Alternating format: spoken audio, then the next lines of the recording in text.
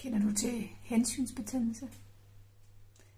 Det er en ret slem type af betændelse. Hensynsbetændelse, det opstår, når du tager hensyn til ting, som oftest ikke har noget med dig at gøre. Det er også, når du lægger ting fra dig for at hjælpe en anden. En, som måske faktisk ikke fortjener det, eller som bliver ved med at rykke rundt med dine skemaer eller med din tid. Hensynsbetændelse er sådan en slags betændelse, der sådan går indeni. Sådan en, der irriterer dig. Sådan en, der får dig til at syde og boble indeni. Så sådan en helt irriterende måde. Når du får hensynsbetændelse, så er det fordi, du tager dig af alle andres lort, i stedet for at tage dig af dit eget. Hensynsbetændelse er en betændelsesform, som har det med at gå igen i historien. Den har det med, at vi giver den videre til vores børn, fordi vi viser dem jo, at det her, det skal du bare gøre. Det her, det er, du skal slet ikke tage hensyn til dig selv og dine egne følelser, eller hvordan du har det med dig, eller hvordan du synes, at du skal agere i verden. Du gør det bare kun for andres skyld, aldrig for din egen. Og det betyder, at hvis man gør det for længe,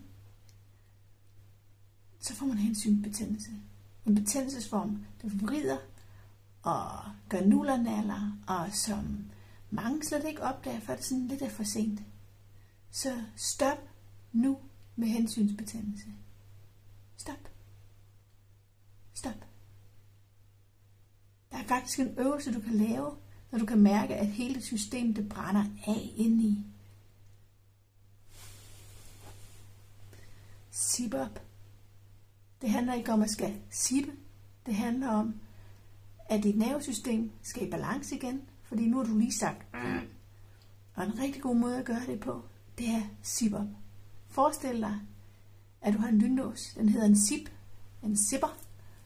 Og så sipper du op. Holder fast. Sipper op. Trykker her.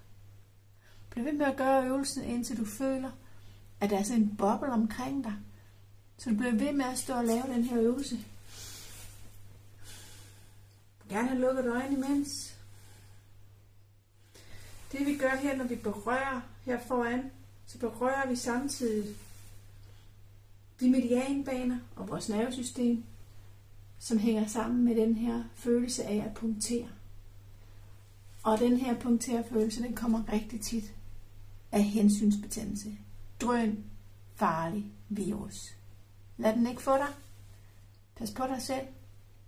Og sørg for at give det her videre til alle dem, du kender derude, som hver anden øjeblik får hensynsbetændelse, alt muligt, som de går og tager sig af, som overhovedet ikke er over på deres platform, og som de overhovedet ikke behøver at blande sig en skid i.